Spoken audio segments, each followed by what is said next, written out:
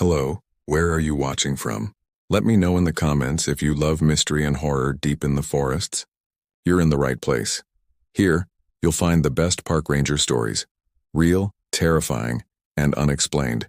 Don't forget to subscribe and turn on notifications so you never miss a new video. Because what you're about to hear, you won't forget. I used to think that maps were complete, that everything worth knowing had already been charted, named, measured, and filed away somewhere in a database or a government archive. That belief ended the year I was assigned to a remote forest sector that didn't officially exist on most public maps. It wasn't supposed to be anything special, just a relocation job. Routine. A quiet posting in an isolated ranger outpost deep in a mountainous region that bordered a protected reserve. The kind of place where days pass without interruption and your biggest concern is weather and maintenance. At least, that's what I was told. The first thing I noticed when I arrived was how the road ended too early. Not in a natural way. Not like gravel fading into trail, it simply stopped. As if someone had decided that anything beyond that point didn't deserve connection to the rest of the world. The second thing I noticed was the silence. Not normal forest silence. This was different. It felt layered, like the absence of sound had depth. As if something was actively preventing noise from existing too far into the woods. The ranger station itself was older than I expected. A wooden structure, reinforced walls, a radio tower that only worked intermittently, and a single generator that groaned like it had opinions about staying alive. The previous ranger had left before I arrived. No transfer notes, no explanation. Just a logbook with a final entry. Do not go past the marked boundary after dusk. I assumed it was superstition. People in isolated places often create rules when they don't have explanations. I ignored it. For the first week, everything seemed normal. Routine checks, weather logs, occasional sightings of deer or birds, distant movement in the trees that always turned out to be wind. But the forest had one unusual feature I couldn't explain. Boundary markers. Old wooden posts painted white, placed deeper in the woods than any official map suggested. They weren't recorded anywhere. I checked multiple times. It was as if someone had placed them without wanting to be remembered, and they all faced inward, toward the deeper forest. On the fifth day, I followed a sensor signal deeper than I should have. It led me into an area where the trees grew too close together, branches overlapping like interlocked fingers. The air changed there, thicker, heavier. Breathing felt harder, like the environment was resisting presence itself. That's when I saw the structure. It wasn't a cabin. Not exactly. It looked like a shelter, but wrong. Angles too sharp. Materials mismatched. Some parts burned, others freshly carved. No signs of recent human life, yet it didn't feel abandoned. Something about it felt maintained. I didn't enter, but I saw a marking near the door. Not carved, pressed into the wood as if the material had softened and been reshaped from the inside. I stepped back immediately, and that's when I felt it. Not sound. Not movement. Presence. Like the forest behind me was no longer empty. I returned to the station and filed a report about structural anomalies in the deeper sector. It was dismissed as natural irregularities. I was told to continue monitoring, so I did, but the forest didn't stay the same. Paths shifted. Boundary markers appeared slightly displaced. Animal tracks began forming patterns too organized to be instinctual. Then came the radio interference. Every night at exactly 2:13 a.m., the radio turned on by itself. Only static at first. Then one night something inside it changed, breathing, slow, controlled, like something was listening back. On the seventh night, I installed a camera at the boundary line. I needed proof. Something undeniable. The first hours were normal, trees, wind, darkness. Then at 2:13 a.m. the image distorted. Not a glitch. A controlled deformation, as if reality itself was being stretched. And something appeared between the trees. Too tall. Too still. Not moving through space in any natural way. The camera autofocused and it looked directly into the lens. The feed cut instantly. When I checked the recording, it was corrupted, except for one frame. In that frame, the forest was visible, but one boundary marker was gone. The next morning, I checked again. A marker had moved closer to the station, then another. It wasn't random, it was deliberate. Something was closing the distance, not by walking, but by reorganizing the space itself. That night, I decided to report everything and leave. But when I reached the communication tower, the radio was already on, static first. Then my name. Spoken perfectly. I froze. Then the voice continued, not repeating my name but explaining something I was never supposed to understand. The forest was not expanding. It was remembering. And I was standing inside something that had not finished forming. The transmission ended. The radio shut off. When I turned around, a boundary marker stood directly outside the station door. It hadn't been there before. I am still here. Because leaving is no longer simple. And every night at 2:13 a.m., the forest gets closer, and I'm starting to understand something I never believed before. Maps don't show reality. They show what hasn't changed yet. My name is Neuron, at least that's what I remember it being. I've been trying to hold on to that detail because out here, names feel like the first thing that slips away. The forest doesn't take things all at once. It starts small, subtle, almost polite. Then it keeps going. I took the job because it didn't make sense. Jobs that make sense don't pay like that. They don't hire you in under 10 minutes. The man who interviewed me didn't even ask about my experience. He just watched me for too long, then said, "If you accept, you don't leave easily." I laughed. He didn't. The drive took hours. The road kept narrowing until it almost disappeared between thick walls of trees. My phone lost signal long before I arrived. By the time I reached the gate, I already felt it. Like the air was heavier here. No sign, no name, just rusted bars and an open lock. Inside, the forest swallowed everything. The station was small. A few cabins, a storage shed, and a leaning lookout tower. That's where I met Lamia. She didn't greet me. Just handed me a thin folder and told me to memorize it. Inside were rules, not suggestions. Do not leave after midnight. Do not open the door if you hear knocking. Do not touch any door you find in the forest. If you hear your name, don't respond. If something follows you, don't run. The first few days were quiet. Too quiet. No animals. No wind strong enough to move branches. Even the birds felt distant. My job was simple on paper, but nothing here felt normal. Even the path seemed to shift. I would walk the same route twice and end up somewhere slightly different. On the 5th day, I found the door. It stood alone between two trees. Old wood, no walls, no structure. Just a door, closed, waiting. I stood there longer than I should have. My hand almost touched it before I remembered the rule. I stepped back, marked the location, and left.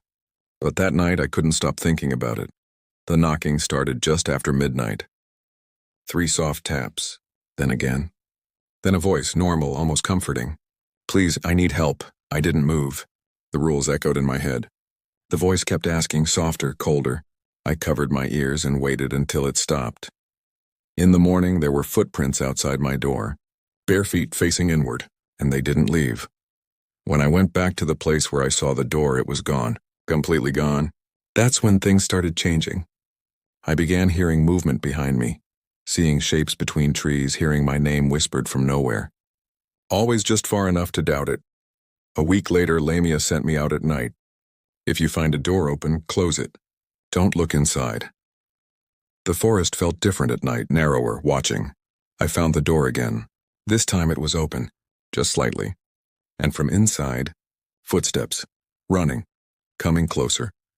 I slammed it shut without thinking. Something hit the other side hard, then scratching, violent, desperate, I locked it. The sound stopped instantly. When I turned, something was watching me between the trees. Too tall, too thin. It smiled. I ran. That night, the knocking came from inside the cabin, from the walls, from the floor. Something moved beneath me. Then fingers pushed through the cracks in the wood. Long, pale, wrong. The lights went out. Whispers filled the room. "You opened it. You let us through." "I didn't," I whispered.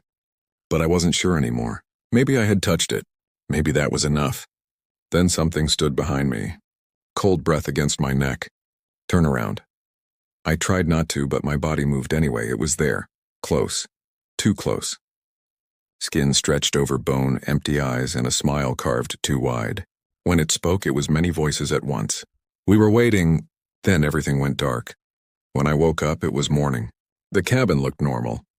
Too normal. I stood up, walked to the mirror, and looked at myself. For a moment, I didn't recognize it. Then it smiled before I did. Outside in the forest, a new door stood open. Something stepped out slowly, like it was learning how to exist. It stood there, listening, watching. Inside, my reflection didn't always match me. Sometimes it paused. Sometimes it smiled on its own. I stayed inside for days, but the knocking never stopped. Food ran low. Water too. Eventually, I had to leave. The forest looked normal again. That was the problem. I walked without direction until I found the door once more. Open. Footprints leading in and out, confused, overlapping. I stepped closer. The darkness inside wasn't empty. It moved. Then I heard my voice. Help me. It sounded exactly like me. I knew it was wrong, but I still moved closer, step by step, until I stood at the edge and looked inside. I saw my cabin. From the inside, and someone standing there, me. He turned slowly and smiled. Behind him something was rising, waiting. I fell back. When I looked again, he was outside, on my side. He stepped toward me, calm, certain. You opened it, he said. I shook my head, no. He tilted his head the same way that thing did. You let me out. Behind him, the door began to close, slowly. And that's when I understood. I wasn't the one who escaped. The last thing I saw was myself walking away, while the door locked. From the other side, he didn't disappear. He just became part of the forest. At least that's what it felt like when I turned around and there was nothing behind me except trees standing too still, too aware. The version of me that had walked out of the door was gone, but the silence he left behind wasn't empty. It felt occupied, like something had settled into it. I stood there for a long time, waiting for my mind to catch up with what my eyes were telling me. But the forest doesn't wait for understanding. It just continues.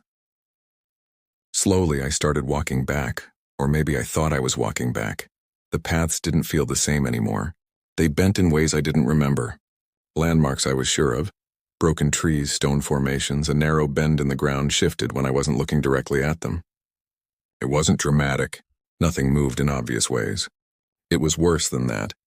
It was subtle enough to make me question myself instead of the world, and every few minutes, I would hear footsteps behind me, not close, not far, exactly at the distance where doubt grows. I never turned around, because I already knew what I would see. By the time I reached the cabin, I didn't recognize it at first. It looked the same, structurally identical, but something about it felt reset, like someone had taken the idea of the cabin and rebuilt it from memory rather than reality. The door was closed. That was the first relief I felt all day. The second was that I didn't remember closing it. I stood outside, staring at it, waiting for something to happen. Anything. A sound. A movement. A mistake in the illusion. Nothing came, so I went in. Inside was exactly how I left it, and completely different at the same time. The mirror was still there, but it was facing slightly the wrong direction. The table had a thin layer of dust that wasn't there before, and the air smelled like it had been breathed by someone else for a long time. I stepped slowly toward the center of the room. That's when I noticed the mirror wasn't empty. There was a reflection, not mine, not fully. At first, it looked like a delay again, like before. A lag in movement. But then I realized the truth. It wasn't delayed, it was independent. It moved when I didn't, it blinked when I didn't, and it was smiling when I wasn't. I took a step back. It didn't. It stayed right where it was, watching me carefully, like I was the unpredictable. Oh, and then it raised its hand slowly and pointed behind me. I froze because I knew better than to turn around, but I also knew better than to trust mirrors that start giving instructions. So I didn't turn. I looked at the reflection. Instead, and behind it, something began to form. Not clearly, not fully visible, just shape, height, presence, the same wrong proportions I had seen in the forest. The same thing that smiled between the trees. It was inside. The cabin now, with me, or maybe it had always been. The reflection stepped aside, making space, inviting me to see it more clearly. I finally turned, and there was nothing there. The room was empty. No movement, no shape, no presence, just silence, but the mirror. The mirror was different now. My reflection wasn't copying me anymore, it was waiting, like it knew I would look back. And when I did, it spoke without moving its mouth, not with sound, with understanding. "You're not the first," it said. I stepped closer. Against every instinct I had left. "What does that mean?" The reflection tilted its head. A familiar gesture. Too familiar. "You are the continuation." The word didn't make sense at first, then it did, slowly, uncomfortably, like a memory being uncovered. Outside, something tapped on the cabin wall, 3 times. Pause. 3 times again. But I didn't react because I realized something. Worse than fear, the rules weren't warnings, they were instructions. And instructions are for things that are expected to repeat.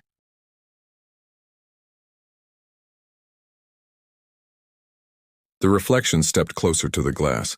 So did I, until we were almost touching. It smiled again, and this time, I felt my face move with it. Not after. Not before. Together. The knocking stopped. The silence that followed wasn't peaceful. It was complete, like the forest had stopped breathing. Then, softly from somewhere outside the cabin, my own voice called out again, but I didn't answer. Neither of us did, because we both already understood what was happening. The door wasn't the entrance, it was the exchange point, and every time it opened, something didn't just leave, something stayed behind. The reflection raised its hand again, and this time, I did too, not by choice, not fully, but enough. Our fingers moved closer to the glass, closer than before.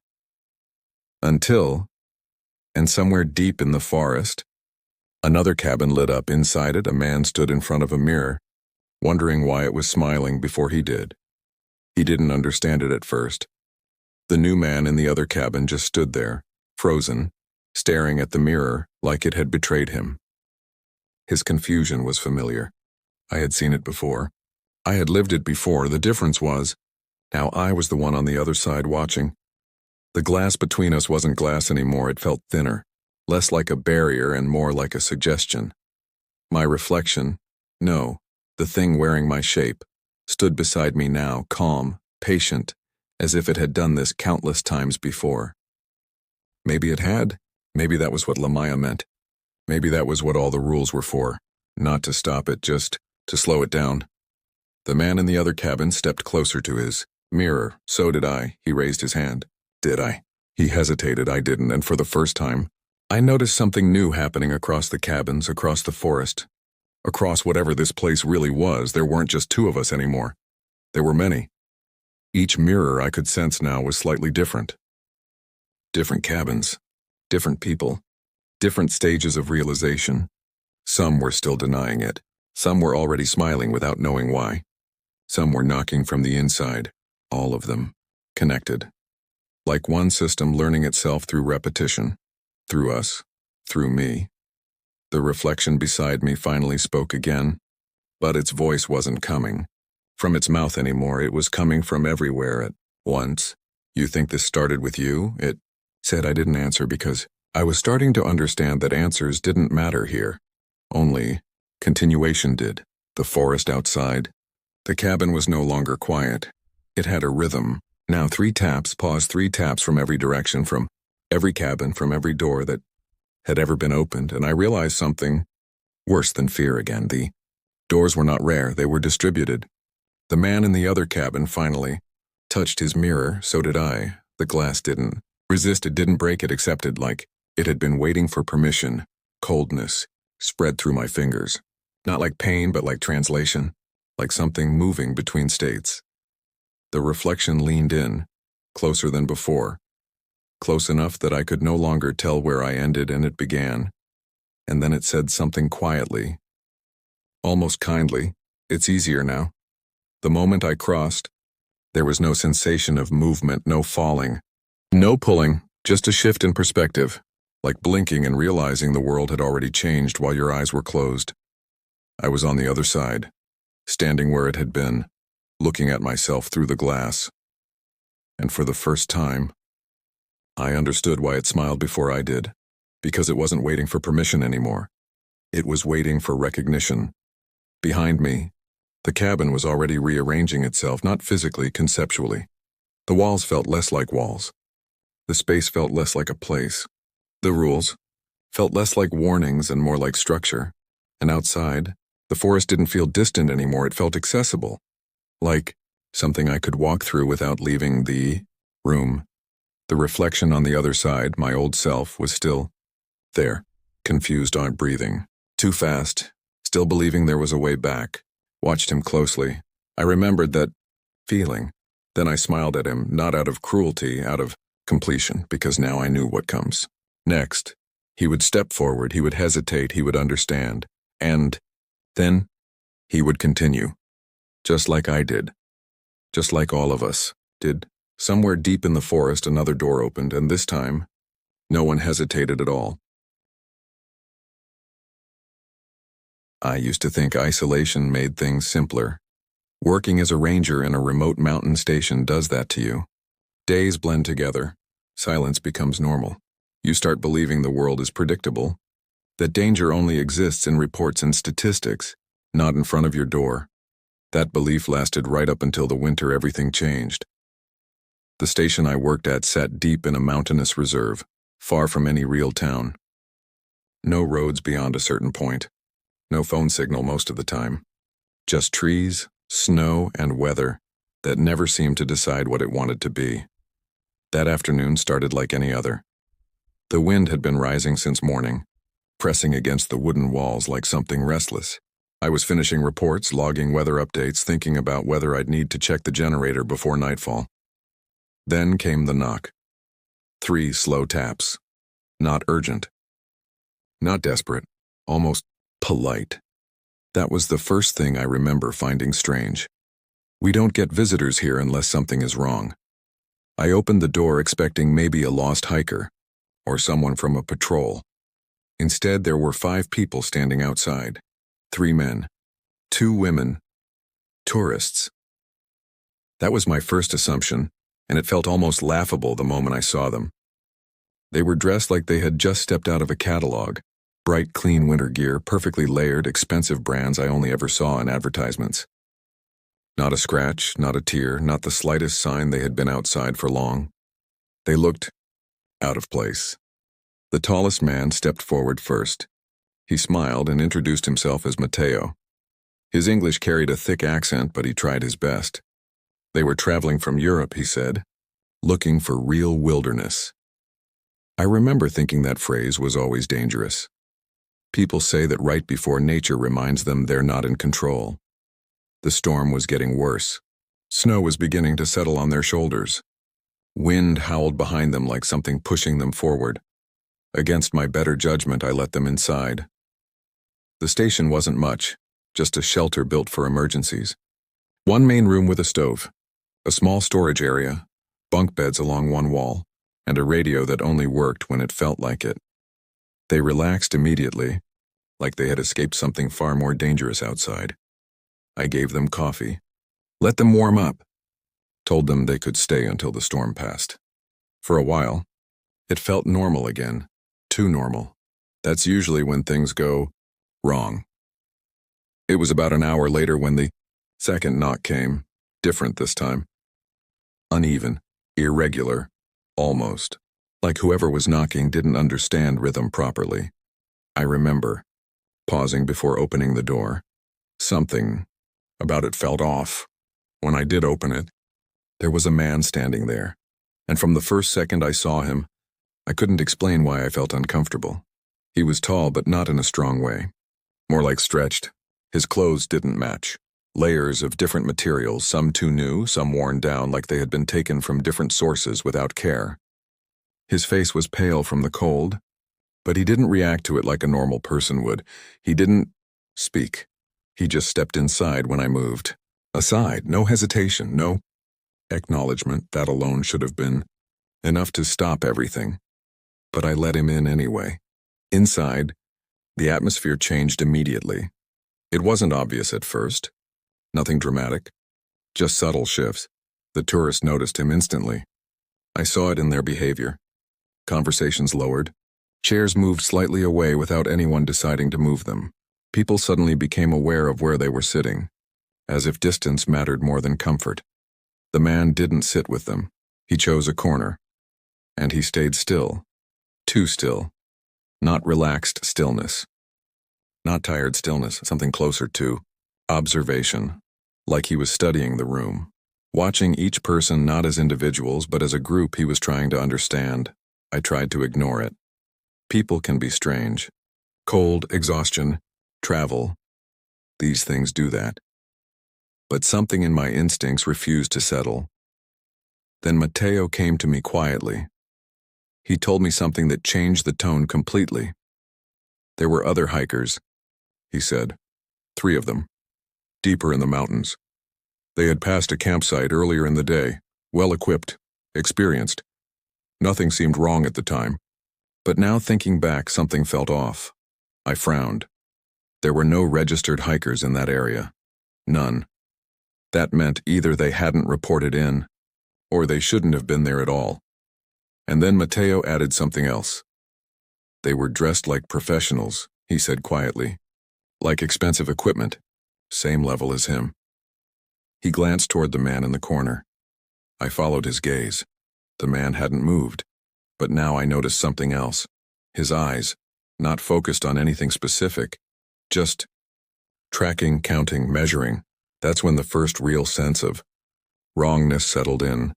Not fear, not yet, just the quiet realization that something in the room didn't belong in the way everything else did. I made a decision. I would go check the hikers before the storm got worse, before anything escalated. I armed myself, told one of the tourists to stay inside and keep everyone together, and left the station. The moment I stepped outside, the wind hit me like a wall. The world disappeared into white noise and falling snow. The hike should have taken under an hour. It took longer. Much longer. Visibility dropped. Trails blurred. The forest stopped feeling like a place and started feeling like a directionless void. Then I found the campsite, or what remained of it. Tents were torn open, but not in the way animals destroy things. There was no chaos, no scattering. It looked deliberate, controlled, as if something had taken its time. No bodies were immediately visible, which should have been a relief. It wasn't, because absence is sometimes worse than evidence. Then I saw the first piece. A sleeve, still attached to an arm, partially buried, not dragged, not hidden, just left, like something had stopped caring about concealment. I backed away slowly. This wasn't a survival situation.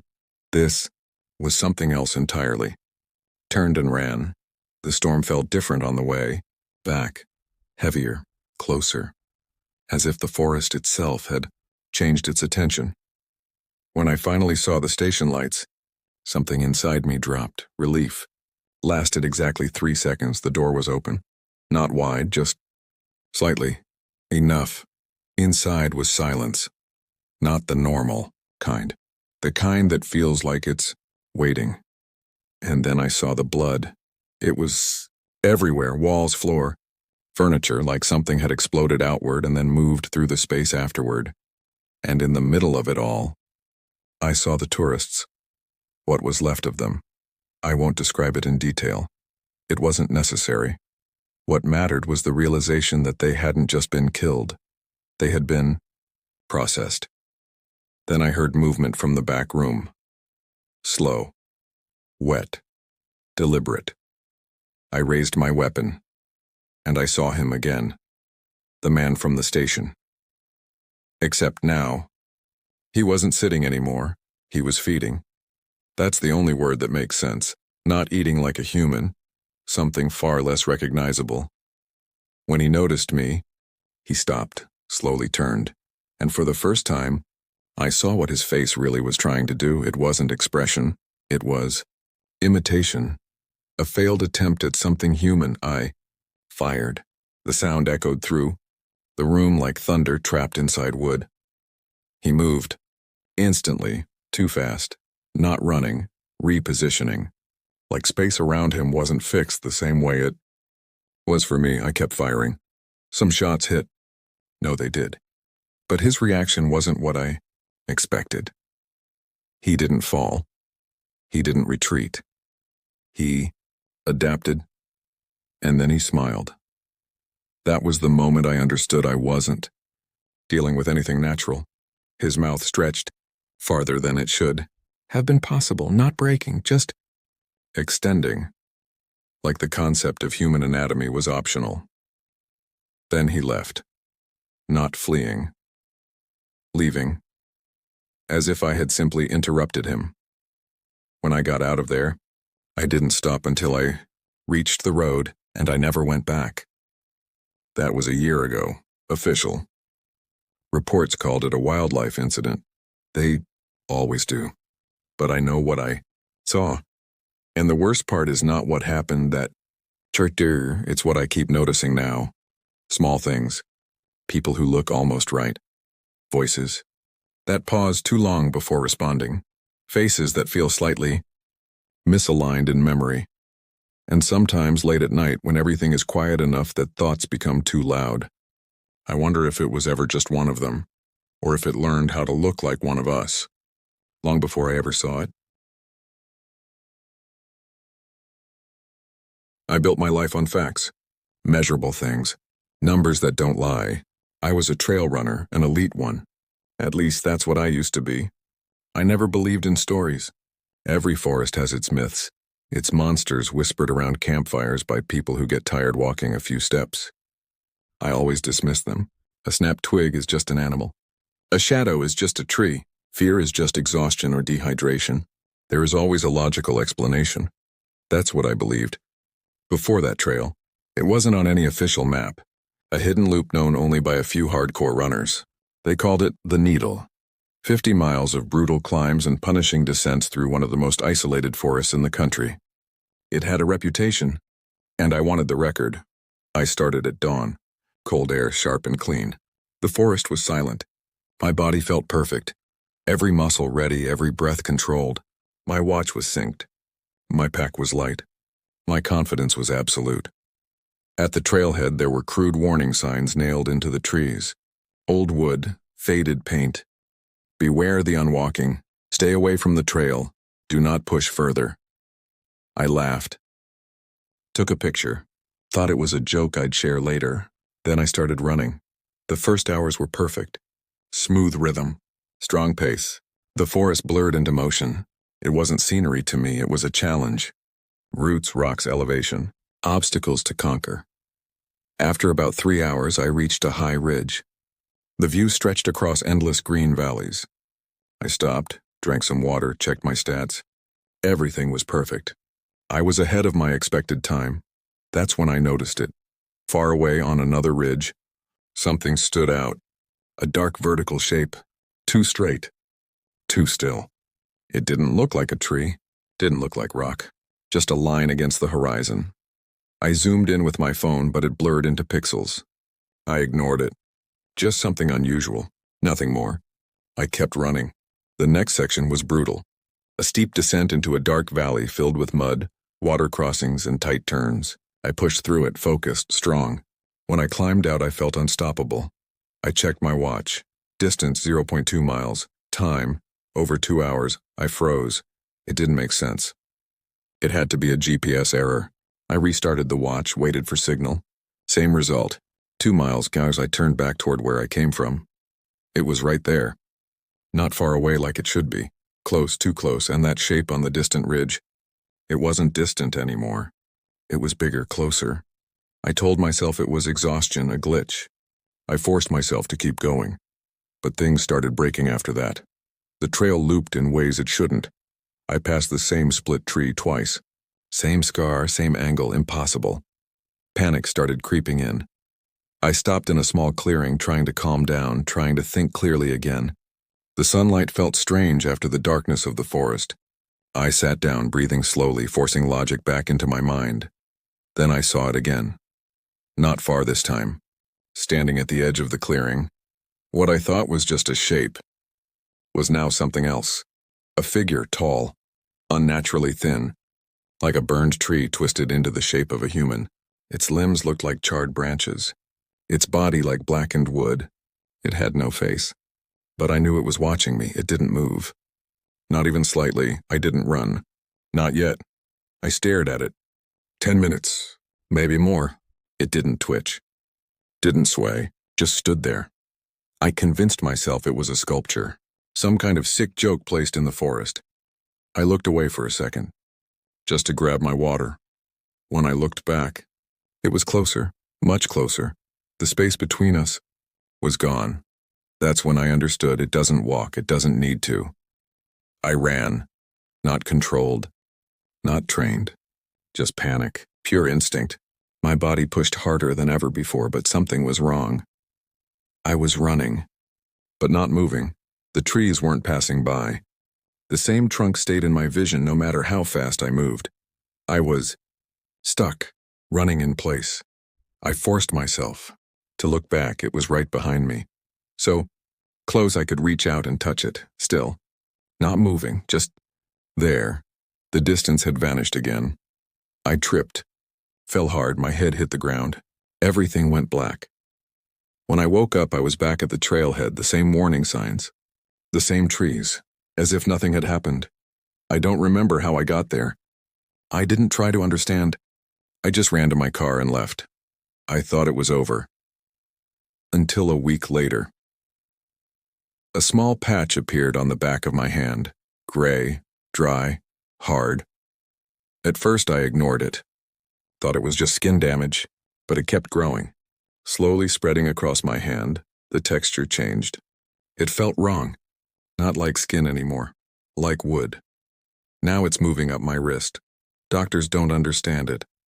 They run tests, take samples, give me words that mean nothing. But I know what it is.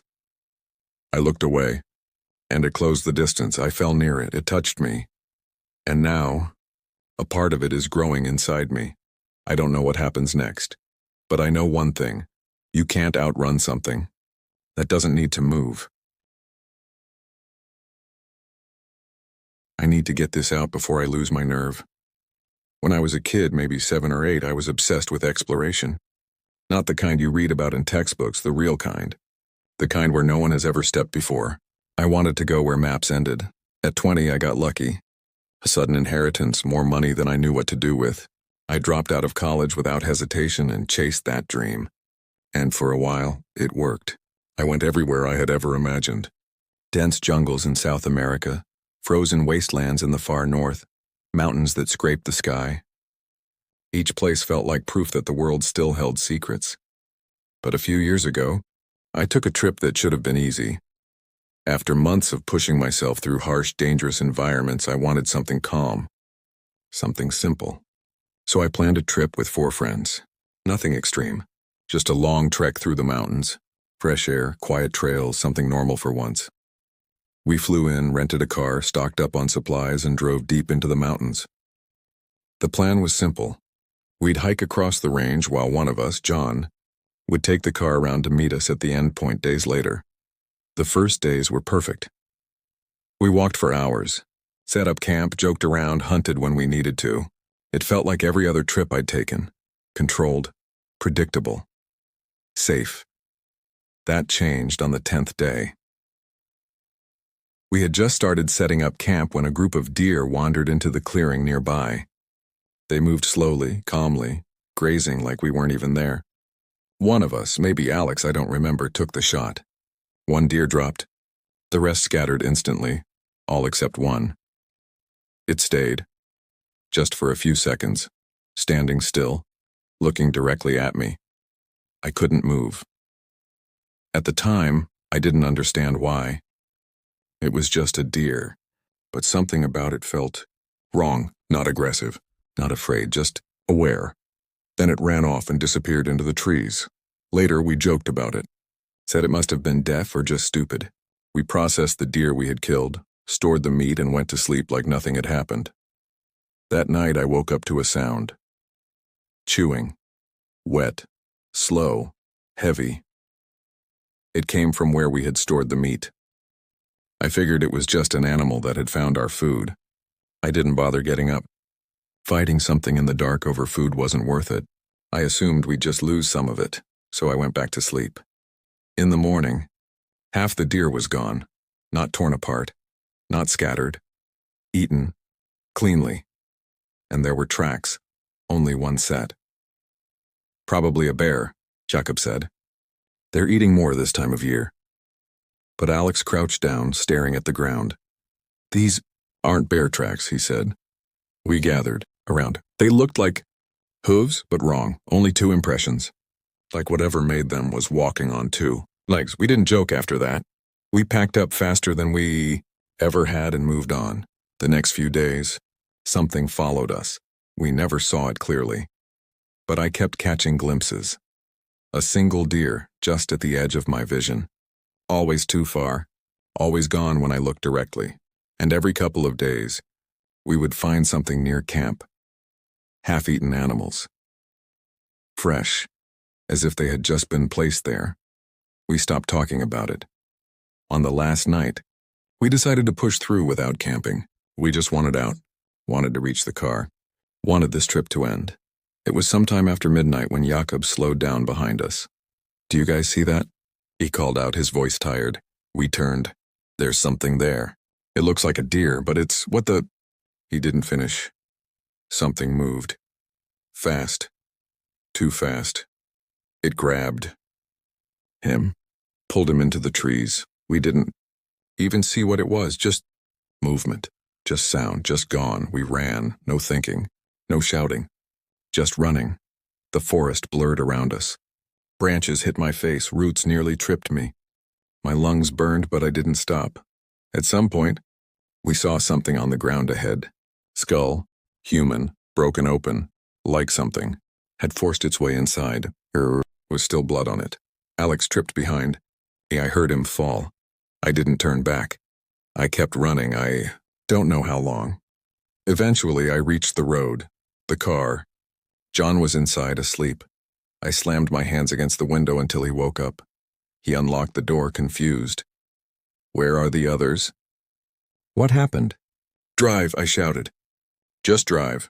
He didn't argue. As the engine started, I looked back and I saw it, standing there, between the trees. The same deer, but not really.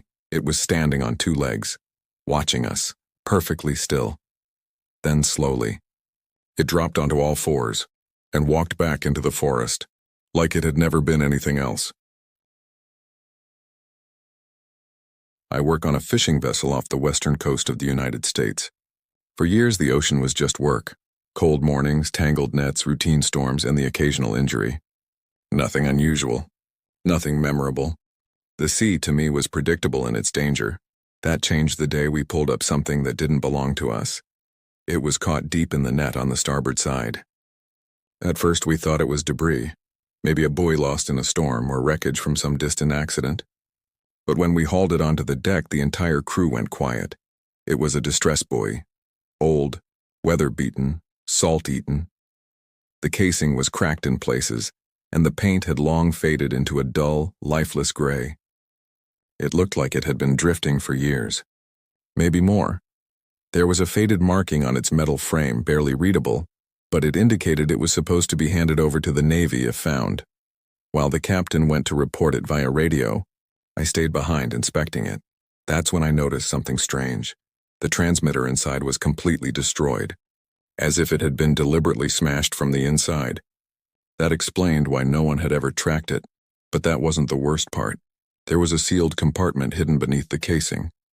Inside it, a waterproof plastic bag, and inside the bag, papers, dozens of them, written in shaking, uneven handwriting. Some pages were smudged. Others had dark stains, old dried blood. I don't know why I opened it. Maybe curiosity. Maybe something deeper. But I read them as the ship turned back toward shore. By the time I finished, my hands were shaking. I took them straight to the captain. He read only a few pages before his face went pale. He didn't say a word. Just sealed the bag and ordered me to return it immediately. His voice wasn't a request. It was a warning. He said the Navy would meet us at port, and that none of us were to speak about what we found. We were all forced to sign documents, thick stacks of legal forms, all stamped and sealed. Confidential. Classified. Non-disclosure. They told us we would be compensated, They told us to forget it. But I didn't, because I made copies before handing anything over, and I kept them hidden ever since. What I read wasn't a report. It was a confession, a warning, written by a man who knew he was going to die. His name was Desmond Winds, a marine biologist, a professor, a man who had spent his entire life studying the ocean and thought he understood it. He was wrong. He wrote that he had been recruited for an offshore deep-sea expedition after an anomaly was detected nearly 4,000 feet below the surface. A massive structure, impossible geometry, something that should not exist. Sonar scans revealed ruins stretching for miles, and beside them, a World War II warship embedded in the seabed, miles off its recorded location. No explanation made sense. That was when he was brought in. He described arriving at a deep-sea station built specifically for the mission, a structure anchored in the abyss between the wreck and the ruins, a place where light barely survived. From the beginning, something felt wrong. The deeper they descended, the more reality seemed to bend. Equipment malfunctioned, communication became distorted, and the ocean itself felt less like water and more like presence. He wrote about his first dive, about ancient stone pillars rising from the seafloor like a buried city, about structures arranged in impossible symmetry, about carvings that depicted something that looked almost human, but not entirely, a towering shape with elongated limbs, a face that was too smooth, too wrong, too intentional, and beneath it, worshippers not human, not anything he could classify. But the part that broke, it wasn't the ruins, it was the feeling. He described it as awareness, like something inside the structure was noticing them back. At first, the team dismissed everything as pressure-induced hallucinations, nitrogen effects, deep-sea stress. But the records show otherwise. People started disappearing, not dying, disappearing. One moment present on comms. The next silence, no distress signal, no trace, just absence. Desmond wrote about the first time he saw something impossible, a child's tricycle, red, clean, perfectly intact, resting on the ocean floor at thousands of feet below sea level. He turned away for seconds. When he looked back, it was gone. That was when he realized the truth. The ruins were not abandoned. They were active, and something was moving through them, something that did not follow time the way humans understood it. As panic spread through the team, reality itself began to fracture. Objects appeared and vanished. Voices were heard over comms that didn't match any known team member. Divers reported seeing silhouettes standing between the pillars, watching, without movement. Then the first diver vanished, then another, until only a few remained.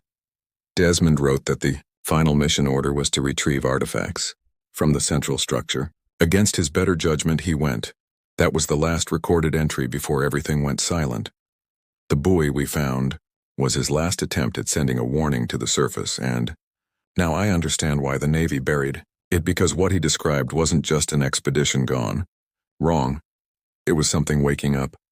I stopped keeping copies of those pages in my office after that, at least. I tried to stop thinking about them, but the ocean doesn't let you forget. Not when you work on it every day, because a few weeks after reading the last page, we found something else caught in the nets, something heavier, something that made the entire crew go quiet again, and this time, it wasn't a buoy. A year ago, I owned an old metal detector. It wasn't anything special, just a cheap secondhand device that barely worked. Sometimes it would buzz for no reason, and other times it would stay completely silent even when I knew there had to be metal nearby. Still, I liked using it. There was something calming about walking through empty land, searching for things buried and forgotten. That's how I ended up on the farmer's land.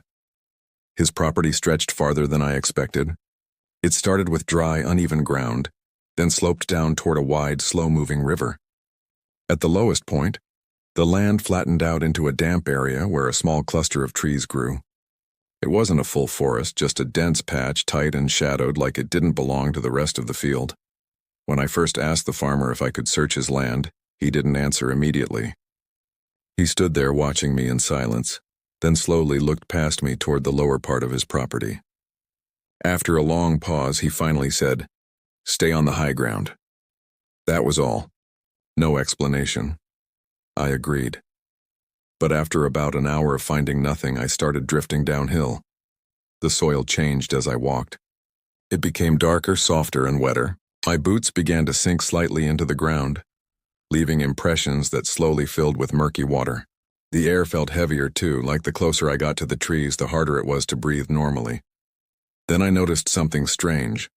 There were no sounds, no birds, no insects, no wind moving through the leaves. It wasn't peaceful silence, it felt wrong, like something that should have been there. Wasn't. I stepped into the trees anyway. That's when I saw the first skull. It was small, probably from a fox or something similar. Clean and pale, half buried in the wet soil. I crouched down to look at it, expecting to see marks or damage, but there was nothing. It looked almost placed there. When I stood up, I saw another one a few feet away. Then another. As I moved deeper into the trees, I realized they were everywhere. Large skulls, small ones, some I recognized, others I couldn't even begin to identify. What disturbed me most wasn't just the number of them. It was the absence of anything else. No bones, no fur, no bodies, just skulls. As if something had removed everything else and left only the heads behind. I didn't stay long after that. A tight feeling started building in my chest, like I was being watched. Not from one direction, but from all directions at once. I turned around and walked out faster than I intended to. Back in the open field, I tried to convince myself there was a logical explanation. Maybe the river carried things in during floods. Maybe scavengers took the rest. Maybe I was overthinking it. That's when I found the jar. It wasn't buried. It was just sitting there in the soil, right between two rows of plowed earth, like someone had placed it carefully.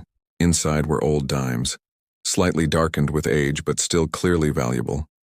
I picked it up, feeling its weight, turning it in my hands. For the first time that day, I felt something close to excitement. When I showed it to the farmer, his reaction immediately killed that feeling. He didn't look surprised. He didn't even ask where I found it. He just looked at the jar, then at me and said, "That's mine, or my father's." Then he reached into his coat and pulled out another jar. Same size, same shape, same kind of coins. I handed it back without arguing. Then I told him about the trees, about the skulls. He listened quietly, then nodded once. "Yeah," he said. "You saw them." The way he said it made my stomach drop. It wasn't curiosity. It wasn't confusion. It sounded like confirmation. He told me those skulls had been there since before his time, maybe even before his grandfather's. No one farms that part of the land anymore. Every spring the river floods it completely. I asked him why there were no bodies. He didn't answer. That night I couldn't sleep. Every time I closed my eyes I saw that patch of trees, the wet ground, the empty skulls staring up at nothing. A few days later, I mentioned it to my mother. I expected her to laugh it off. Instead, she went completely silent. Then she said something that made everything worse. "Your father knew that place," she said. "Something happened there. He never told me what, but after that he refused to go near those trees." I tried to get more out of her, but she wouldn't explain. She just told me not to go back. I told myself I wouldn't. But the curiosity stayed. So did the dreams. In those dreams, I was always standing at the edge of the trees. But this time I could hear something moving inside. Slow, careful, watching me. I never saw it clearly. Just shapes shifting between the trunks. Always just out of sight. A week later, I went back. The farmer was already there, waiting, like he knew I would return. I tried to act normal, told him I just wanted another look around. He didn't argue. He just stared at me and said, "You didn't listen the first time." I didn't respond. Instead, I told him what I had been thinking, that maybe animals lived there and people just didn't notice. That the skulls had a natural explanation. That's when he got angry. Not loud, but immediate and sharp. "No animals live there," he said. "No squirrels. No deer, no birds." He stepped closer. "So what do you think is happening?" I didn't answer. He reached into his pocket, pulled out one of the jars and slowly unscrewed the lid. The metal scraped softly as it turned. He took out a single dime and pressed it into my hand. "It's pure silver," he said. "It keeps things away." I asked him what he meant. He didn't answer directly. Instead, he said, "You didn't find that jar by accident." I left after that. For good. But sometimes, late at night, I still think about that place, about the trees, about the silence, because there's one thing I never told anyone. When I walked out of those woods the first day, I heard something behind me. Not footsteps, not leaves moving, just breathing, slow, steady, and close. Whatever was in those trees, it wasn't afraid of me, it was following me. I told myself I was done with that place. For a while I managed to believe it, but distance doesn't always mean escape. Something about that land stayed with me, like a stain you can't wash off. Not in thoughts exactly, more like impressions that returned at odd moments. A sound half remembered, a smell that didn't belong anywhere else, the feeling of being observed when nothing was around. Then the dreams changed. At first they were the same, the trees, the stillness, the shapes between trunks. But slowly details started to shift. The ground looked lower, wetter, and the silence wasn't complete anymore.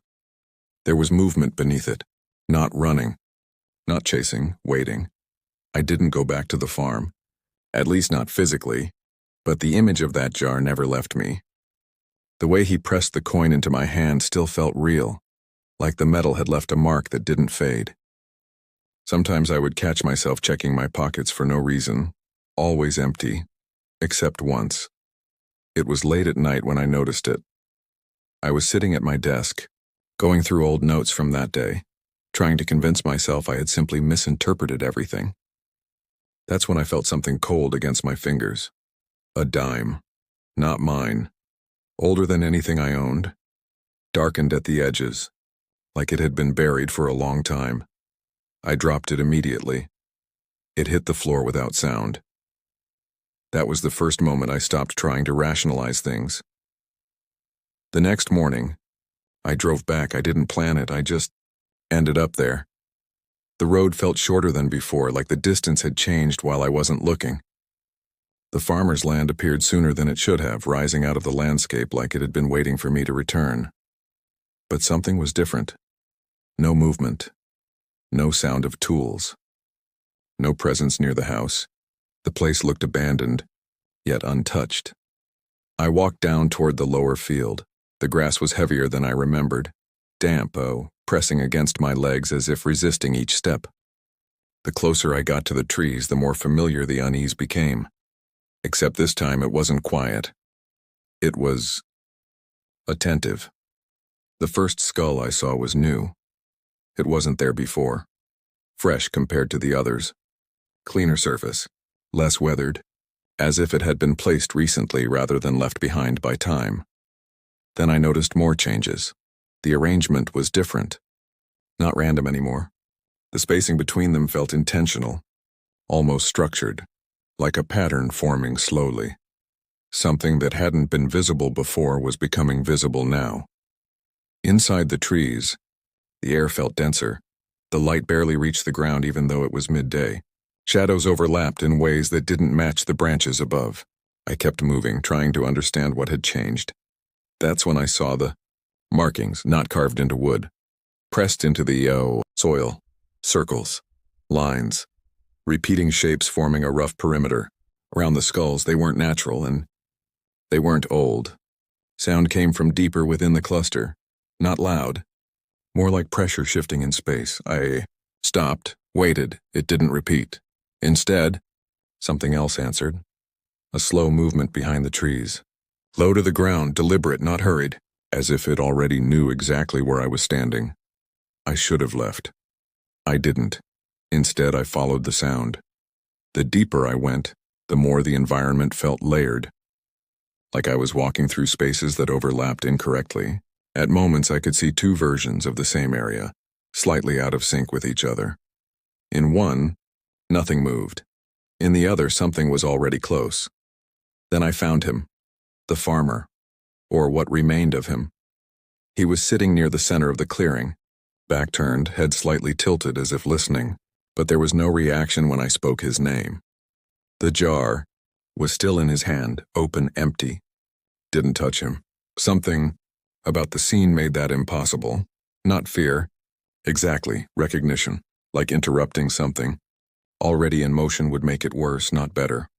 Behind him, the skulls were no longer scattered. They were aligned, facing inward, all of them. And then I understood. The place wasn't abandoned. It was occupied, just not in the way I assumed. The ground shifted slightly under my feet. Not an earthquake, more like something turning beneath the surface, adjusting its position after noticing I had returned. The trees above stopped moving entirely. Even the air seemed to hold still. I backed away slowly. No running. No sudden motion. Just distance being reclaimed step by step. But I knew, even before I reached the edge of the woods, that I wasn't leaving alone. Something had already matched my presence. Not following behind, walking at the same pace. In a place I couldn't see. When I finally reached my car, I didn't look back. I didn't need to, because I could still feel it sitting there in the space I had just left, continuing without interruption as if my departure was irrelevant to it. That night, I placed the dime on my table. I didn't sleep, and I never touched it again. But sometimes when the room gets too quiet, I swear I hear something moving in perfect rhythm with my breathing. Not outside, not far away, just slightly out of sync with where I am, waiting for alignment. After that night, I stopped going anywhere near open land. Even normal places started to feel different. Fields looked wider than they should. Tree lines felt closer than before. I began noticing patterns where there shouldn't be any. Repeated shapes, repeated sounds, repeated silences. And always, the dime stayed on my desk. I never touched it again. But I also never got rid of it. That was my mistake. A few weeks passed without anything happening. Then, the phone rang. No caller ID, just static at first. Then a voice I recognized immediately. The farmer, or at least what sounded like him. He didn't greet me. He didn't explain anything. He only said one sentence. "You brought it out with you." Then the line went dead. That night, I woke up before dawn. Not from a dream, from pressure. Like the air in the room had become heavier than it should be. The dime was gone from my desk. Instead, it was sitting on my pillow, warm, not physically hot, but wrong in temperature like it had been held recently. I didn't move it. I didn't touch it. I just watched it until sunrise. The next morning, I found something else, mud on my shoes, fresh. I hadn't gone outside. Not for days. That was when I understood, something I had been avoiding since the beginning. It was never about the land. It was about continuity, connection. Something that didn't stop just because you walked away from it. I went back one last time, not because I wanted to, because I realized avoiding it didn't mean it was gone. The road felt shorter, again, almost like it was adjusting itself to bring me there faster. The farm was empty. The house too. No signs of struggle. No abandonment. Just absence arranged carefully, like everything had been removed, except what was still needed. I walked straight to the trees. No hesitation this time. There was no point pretending I didn't know where it was leading. The clearing had changed again. The cauda structure was complete now. The skulls formed a full circle, perfect spacing, perfect orientation. And in the center, there was nothing. No body, no object, just space, waiting. As I stepped closer, I realized the circle wasn't facing inward. It was facing outward, toward me, like it had been waiting for the correct position to complete itself. And then I heard it, not behind me, not ahead, everywhere. At once, a sound like agreement, not speech, not language, just recognition. As if something had finally confirmed I was part of the pattern. The dime in my pocket began to vibrate, but not violently, just enough to feel like it was responding to something I couldn't hear. I took it out. For the first time, I looked at it directly. The surface wasn't metal anymore. It looked layered, like something beneath it was trying to surface. The circle of skulls shifted slightly, not physically moving.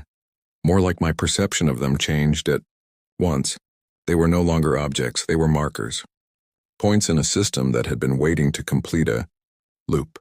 I understood then why the farmer had 2 jars, why he said you didn't find it by accident, and because nothing there was ever found.